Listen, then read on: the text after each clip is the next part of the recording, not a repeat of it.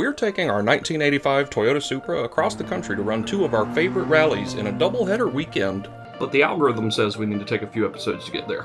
So today we're just going to make it to West Virginia to pick up my Navigator. You're not first, you're last. And try to make the car run a little better. That's why she's spitting. Might as well start at Bussy's. We'll go ahead and get our first gas fill up here, and it looks like our gas tank repair is working. If you don't know, this car has a history of leaking fuel because of that thing that one time. We have a problem here.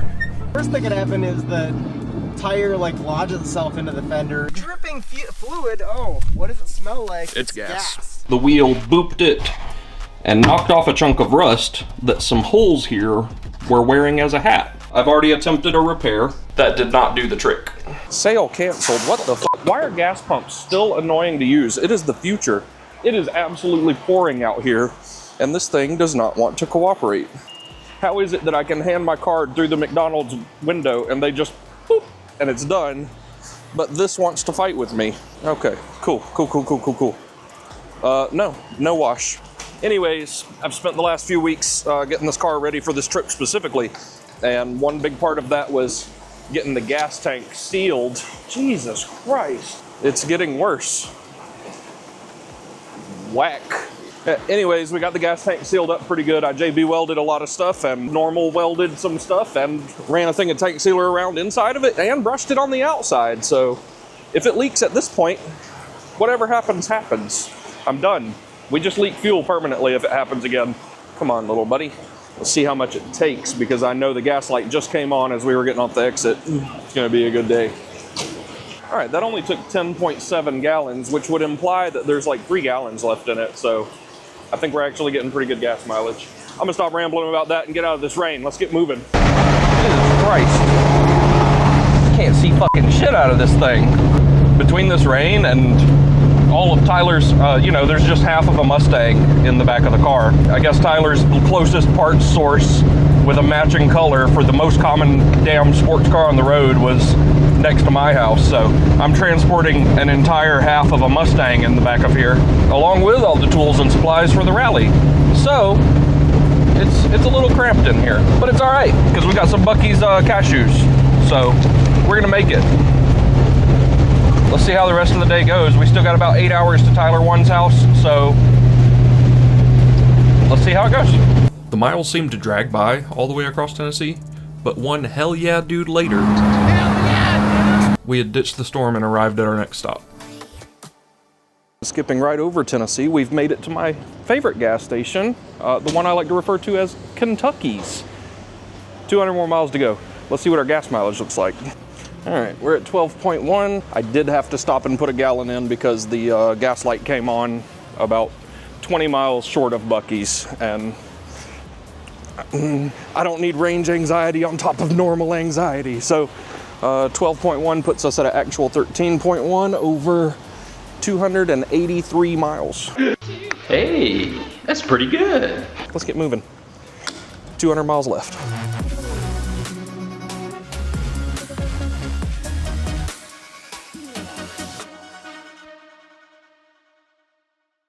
Hello.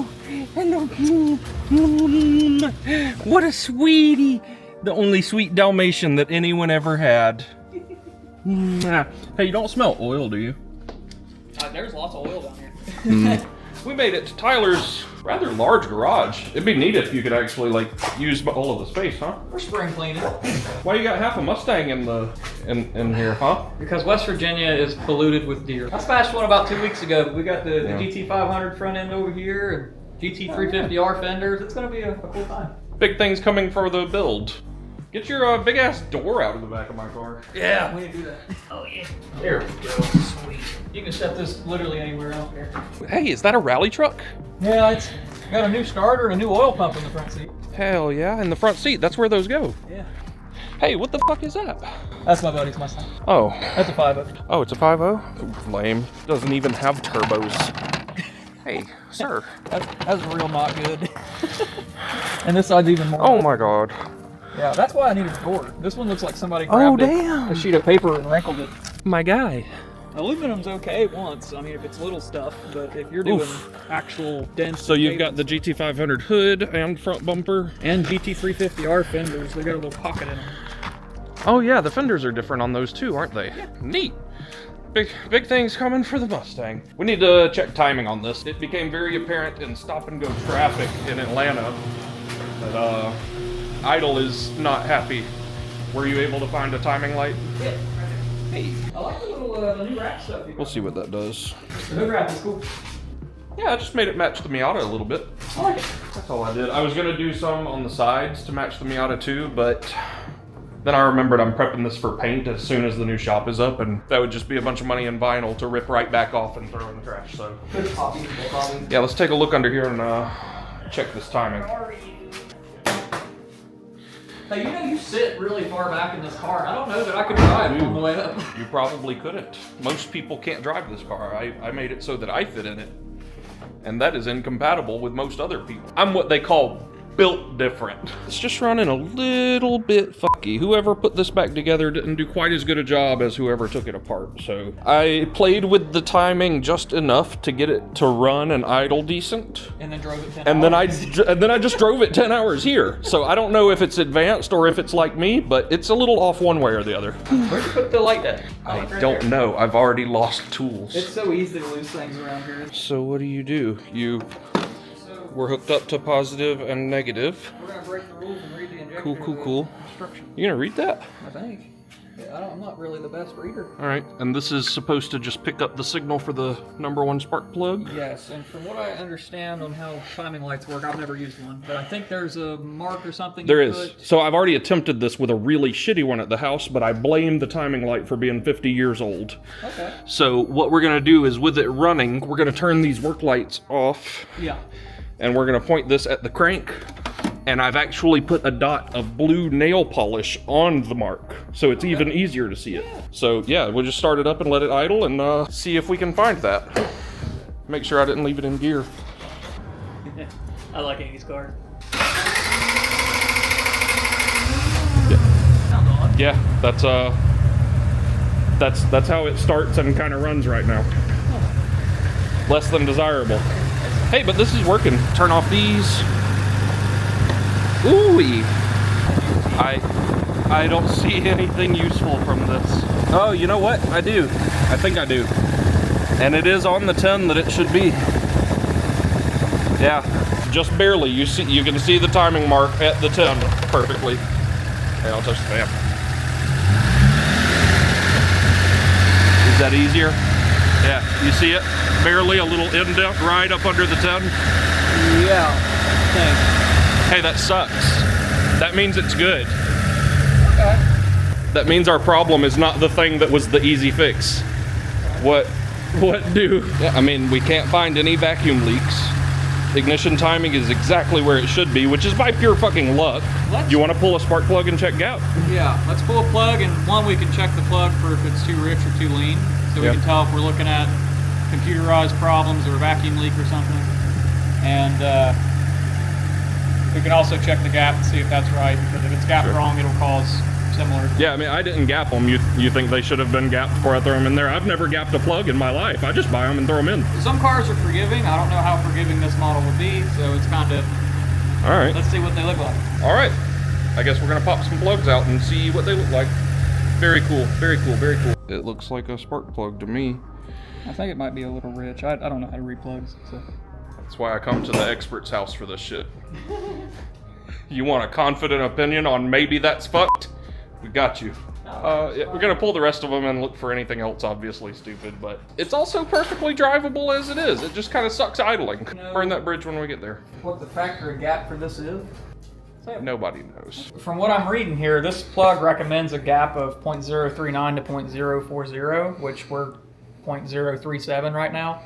And the Toyota Supra forums, the guys say to run varying degrees of gap, but most consistent I'm seeing is 0.44, and you especially want to go wider because of it being a platinum plug. So we're going to try to open it up a little bit and see how it performs. And you think maybe we're getting incomplete combustion because the spark is jumping too little of a gap and not sparking everything, or how does that work inside? What's in an engine, Tyler? How do engines work? Too much going on. I think with a wider gap, you'll get a more consistent burn, and we may not have this sputtering issue at idle, because up to speed it runs good, doesn't it? Yeah, under any amount of load, it's fine. It's smooth. Yeah. I wouldn't figure this engine being stock would care, but these may be different plugs too. So. Yeah. Well, I guess it's worth a shot. I'm gonna keep pulling spark plugs, and then when this hasn't made a difference, we'll pull the front timing cover and verify all of the rest of the timing is still where it should be. We can do that. That sounds like a plan. Let's do that. You think a cam jumping one tooth could do this or something? No, I don't know. It depends on how badly we set the ignition timings, but I feel like once Ignition timing's dead on according to the timing light. We checked. We did that now. I don't know. I feel like if it was off a tooth on the cam, we'd probably have more significant problems. I don't know. It's something small, and we'll eventually figure it out. The next thing on Don's checklist is to do a compression test, and I'm really trying not to open a compression tester. I don't want to be here when that happens, just because I'll get blamed. Let's just gap the plugs. That'll be fine. Wiggle, wiggle, wiggle, wiggle, wiggle, yeah. Right, there's a 44. None of them look too, I guess, different from the others. They all have nice toasted marshmallow color. The big thing is that none of them are super clean, because if they're really clean, that means we've got some kind of a head gasket leak. God, that would suck to do that again. Yeah. I don't want to do that again yet. No, they all look exactly the same, so how's that make you feel? That makes me feel like we should go with some new spark plugs on the way up. Stop and grab some, one of the gas stops we stop at. Yeah. Throw some plugs in it, make sure they're gapped. And I think we should go with copper. Well, we can do that at Tyler 2's house tomorrow night. Is that where we're going to be at tomorrow night? Yeah, hey, surprise, we're staying the night with Tyler 2 tomorrow night. Do I get to see the Corvair? Yeah, the Corvair will be there. It's not running, as usual. I've tried so many times to see this damn car. I'll go for a ride in it. He won't just LS swap it. He's making shit difficult. So, yeah, we'll grab some new plugs on the way through tomorrow somewhere and throw those in if gapping these doesn't fix it. If we do change the plugs on the way up, I say we go with a copper. Just because you're going to get, from what I understand, a copper plug is going to have a more consistent burn but not last as long, if that makes sense. Is it the difference between like 20,000 and 40,000 miles? Like 10,000 and 40,000. Back when you had older cars that only ran copper plugs, you'd replace them with every oil change. The Miata's at 100,000 on its original everything. I just ordered new plugs for the Mustang. It's got 93,000 on it right now. Plugs are going back in. I skipped a step on camera. We did do a compression test. We opened the little red box of shame and we did the thing, and all 6 of them came out perfectly the same. We're gonna hope that the spark plug thing did it. Because slugs are what, $8 a piece? These were like $1 on Rock Auto. That might be why they suck. They were like $1.60. I threw them in on a whim. One of the orders that I did was like, yeah, sure, I'll throw new plugs in it one day. There's a chance they just suck.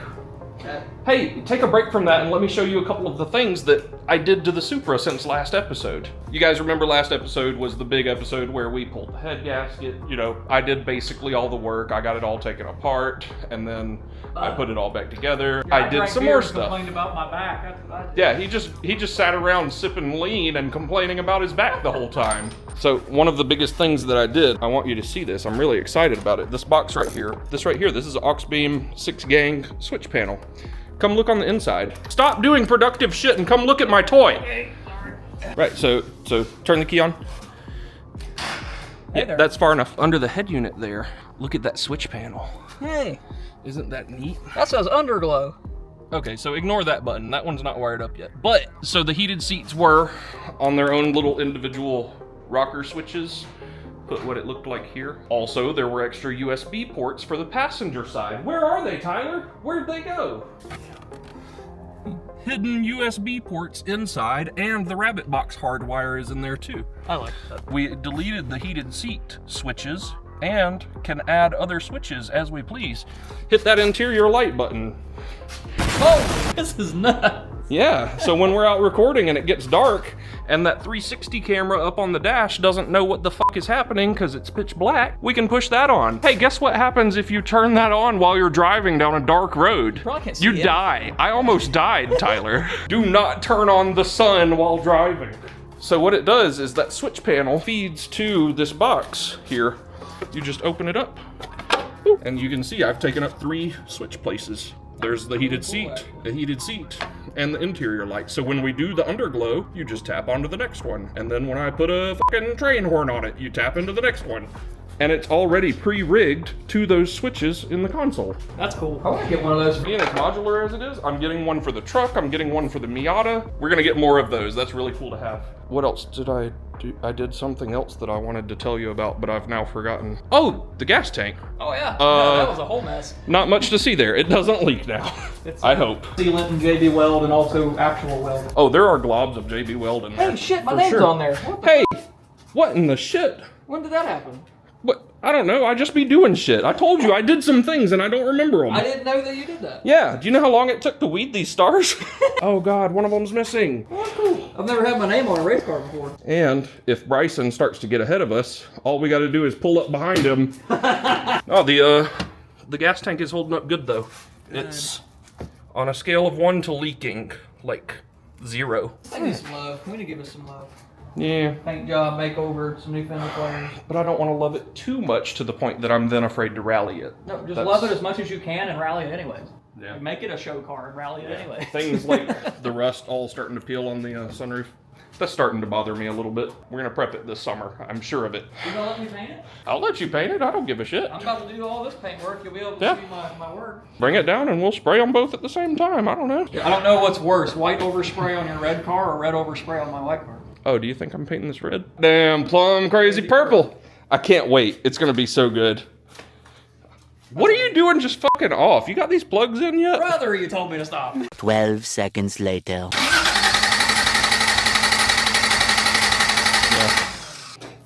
Did you put the fuel pump fuse back in? Oh, hey, I didn't plug the coil back in. Yeah, that'll work. Or the fuel pump fuse. Yeah, can you do that? I'm helping. You get 1 Miller High Life and you just... Forget how to life. EFI fuse, coil. Okay, you have 2 of the 3 things needed now.